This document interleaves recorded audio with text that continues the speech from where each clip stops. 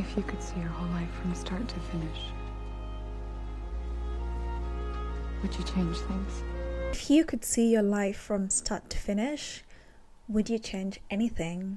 This is the premise of the science fiction movie called Arrival, which was done by Denis Villeneuve.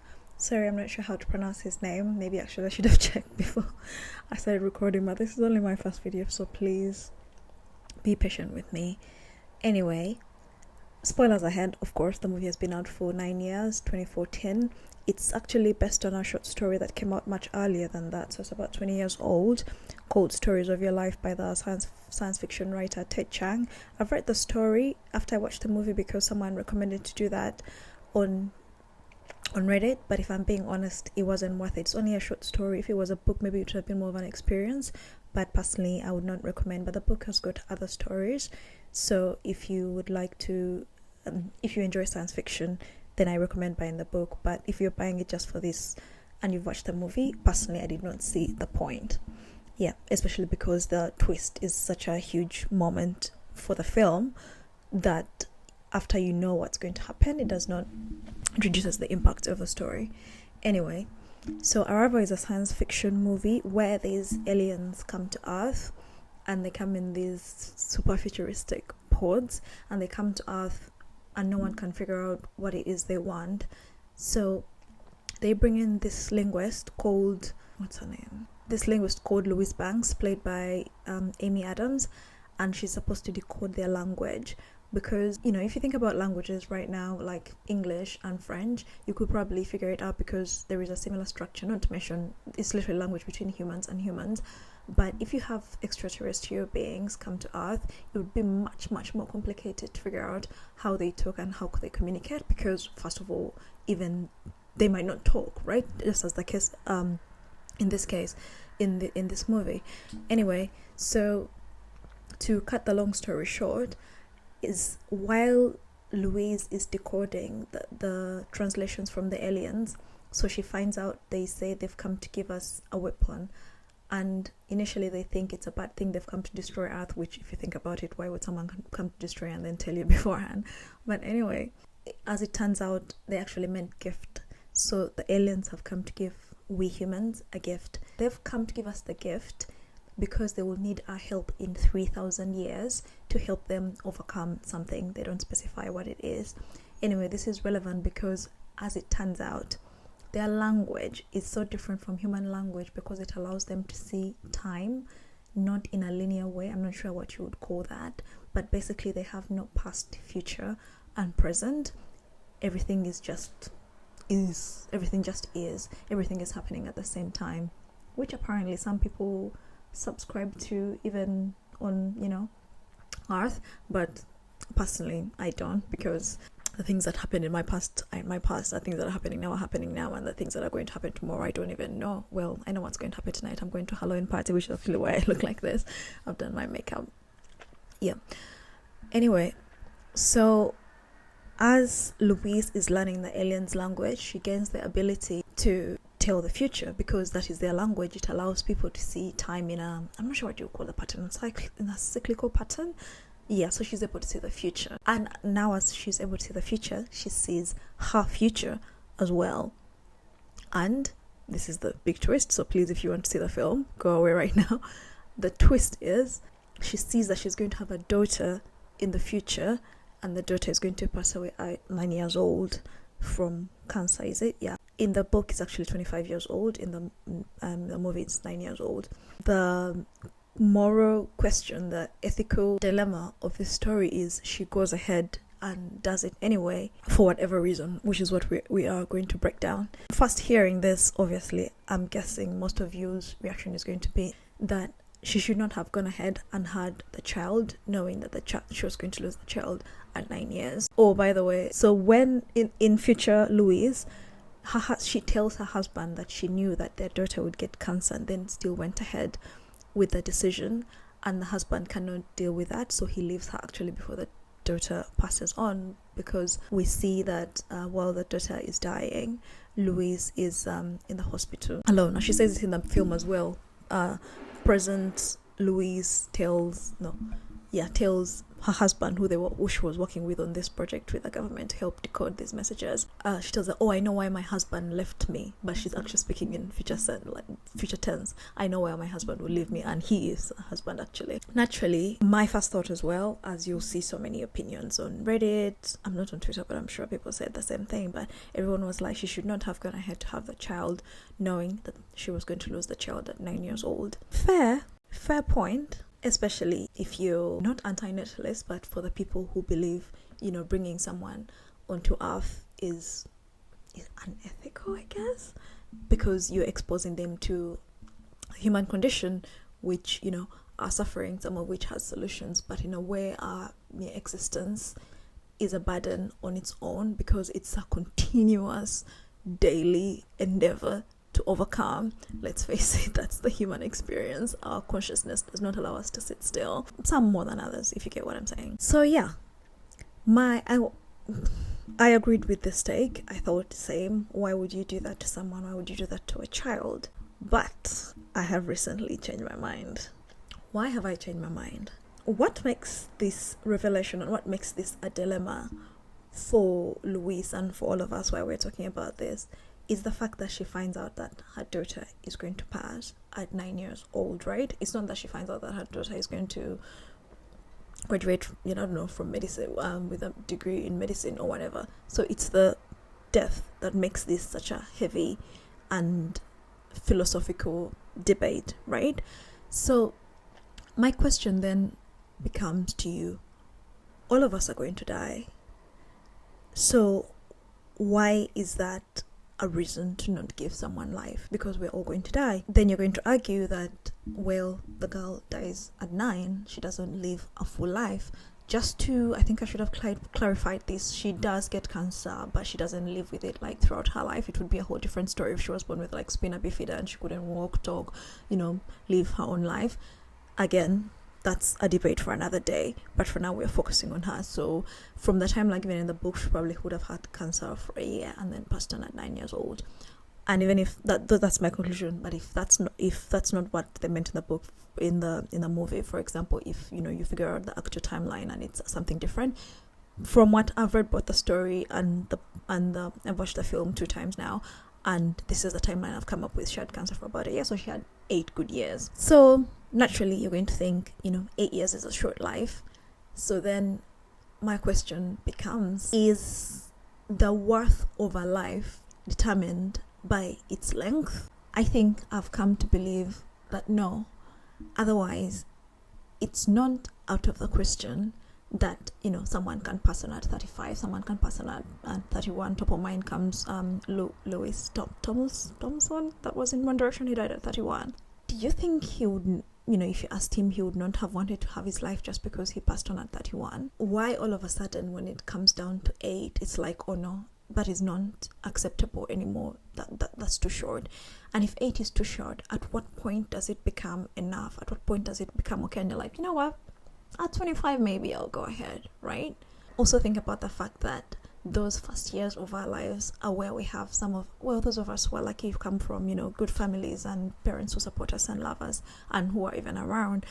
Those are some of the most monumental and best years of your life, because let's face it, from 19 to 65, 60% of your waking, is it 60?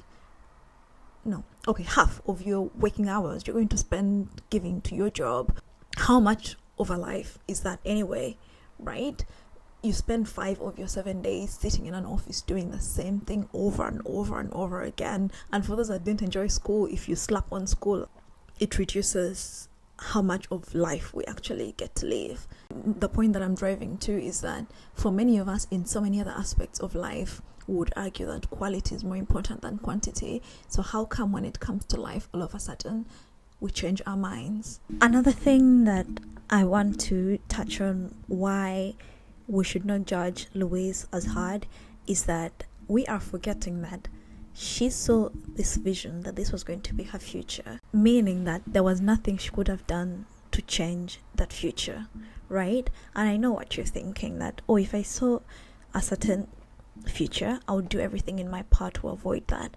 For example, I would I don't know, perhaps maybe tie my tubes. But what if you wanted kids eventually? Because this future only showed you that this specific child will be learned to pass away. But I don't know if you've heard of the saying that goes, man often finds his fate on the path he takes, trying to evade it or avoid it, is it? Yeah, I don't know who said it. Maybe I'll find out and put it up here. But yeah, that's the thing. And I know it feels counterintuitive that you feel like you should be able to change your future, but what a lot of people forget to account for is that when our futures happen, if we could see them, they account for our personality, for the kind of people we are. For example, Louise is the kind of person that would go ahead to have a daughter knowing that she will pass on, even though she has that knowledge beforehand. And I know what you're thinking, that, oh yeah, maybe it's still avoidable, maybe that future is not the only future, maybe that's one of her paths, right? But let's think of something like smoking, for example, right? If you saw your future that you will get lung cancer, you would think naturally, you'd be like, you know what, I'm not gonna smoke. But that's not accounting for the fact that you're the kind of person who knows already that smoking has a very high likelihood of giving you lung cancer, but you go ahead and smoke cigarettes every single day. When you go to shop, you know that mangoes are good for you, biscuits not the best, in moderation, of course, everything in moderation, including moderation.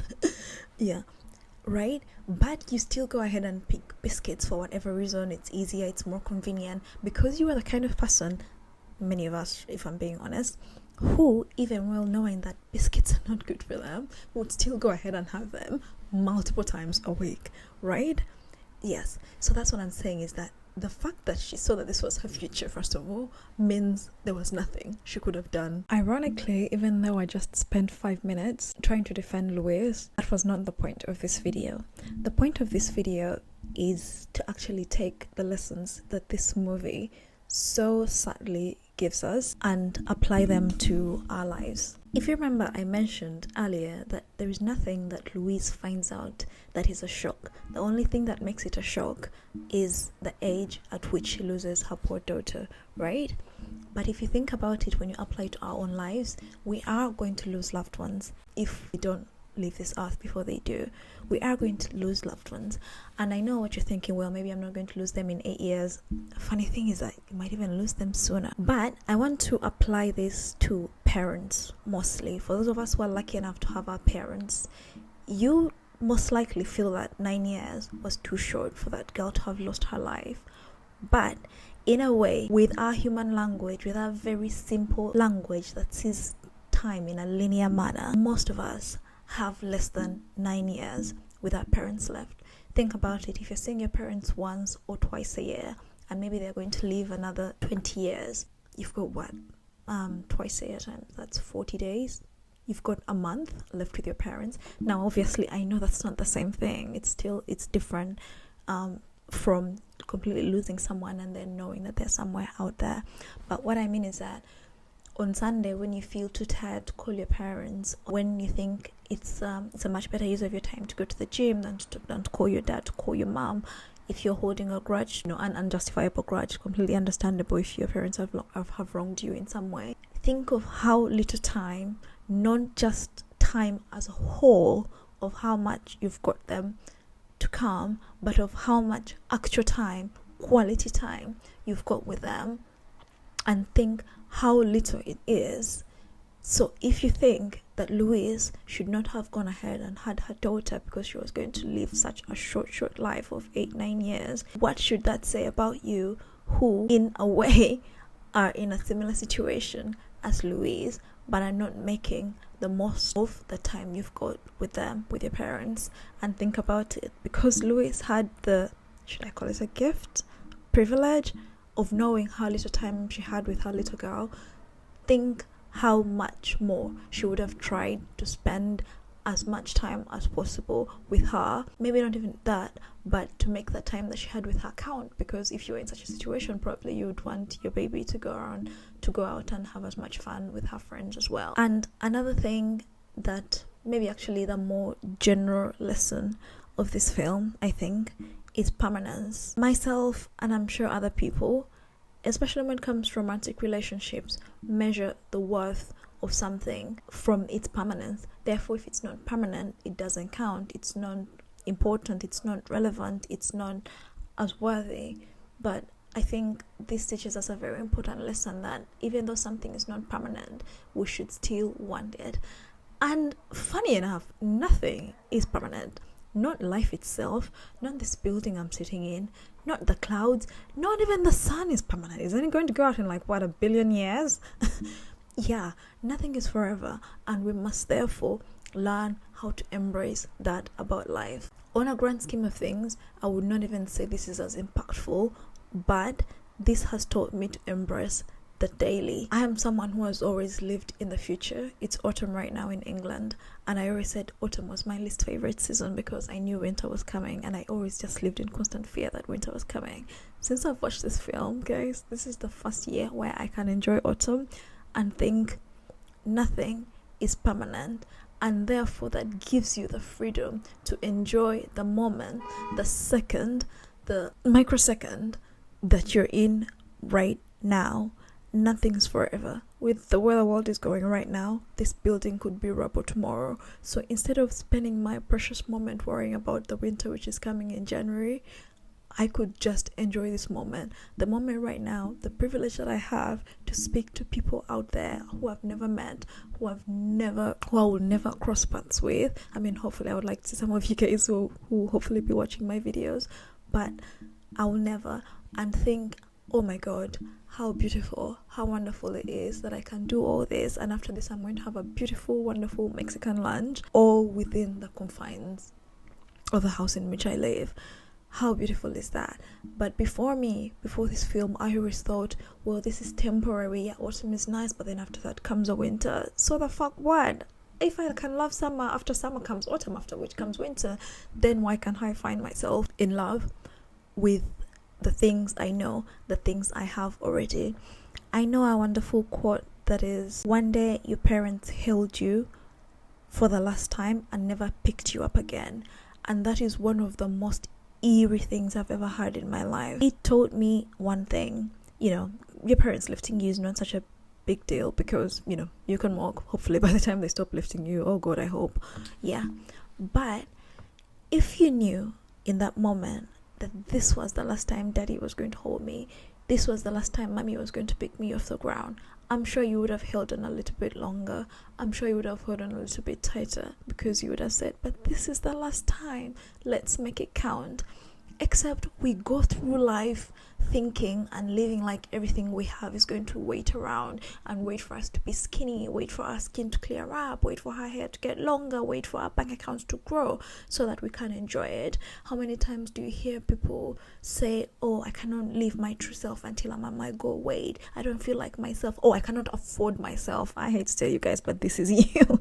This is yourself, and maybe one day you are going to have the money that you dream about, but you have to find a way to make the current situation work. And I hate to say this, but it does turn out that happiness is a journey, it's not a destination. And as someone who strongly did not believe that, I cannot believe that I can say this. You have to find a way to be happy with what you have, otherwise you will not find. Ironically, right now I feel like you'll not find the happiness you think. Sorry, I went to an next point before I even finished the sentence. But right now, I think we've seen what's happening with Taylor Swift's new album. I'm thinking there are probably maybe 20 people on Earth, literally like since humans, started producing and, became conscious, who have achieved the success Taylor Swift has. And I do not mean good musicians, obviously. She's not the best vocalist, the best lyricist or whatever. But Taylor Swift has accolades, Taylor Swift has money, Taylor Swift has fans, Taylor Swift, from the depth of life that she has lived, believes she has artistic integrity. And yet Taylor Swift is still fighting tooth and nail to achieve God knows what, right? She released like 50 variations of her album because she wanted to be number one. And she has been number one God knows how many times. My point being that, what does Taylor Swift have that you think you are going to what does Taylor Swift not have, right? because you think, oh, I cannot be happy now because I've got debt, I'm not thin, I'm not rich, I'm not in a relationship. She's engaged, right? What do you think you're going to get that she does not have that is going to finally make you happy? Let's think about that. If she has a dissatisfaction deep within her that we can sense, that we can feel. I'm a fan of her music, some of it. I love like 4 or 5 albums of hers, but no, 6. But you know, when you know an artist's work, I'm not saying I know this woman, but it's blatant that, you know, she loves the numbers, she loves the critical acclaim, she loves, you know, the fun affair. What more in life can someone achieve? If you look at someone like that, it really goes to show there is nothing, there is no balance in your bank account, there is no relationship, there is no size of engagement ring, there is no professional achievement that is going to give you the joy you think you have. So I don't know what to say at this point. I feel like I've made all my points, and I just think that this film, this situation, should teach us that just because something does not last forever does not mean that we cannot enjoy it, does not mean that we cannot embrace it, does not mean that we should not pursue it, more importantly. And I am making it sound like we have a choice. We kind of don't. We really don't, because nothing is permanent. Not even on this earth that we are. It's not going to last forever. Anyway, so yeah, this was the video. I hope I didn't, I hope I made some sense, because I was speaking off head. I didn't script the video. Literally the only notes I have are this. And yeah, so I'm just kind of testing out these talking head videos, and give me your feedback. What do you think I should have done? My sound, my video, I'm just using my iPhone. And I'll move on to lighter topics. This was just something that was on my mind, and I wanted to test if I could talk to camera and how it would be. But otherwise, my other videos would be much more lighthearted, more like vision boarding, a bit of like learning how to shoot better, things like that. Not always talking about this, the meaning of life and la da. Yeah. Like and subscribe. Ciao.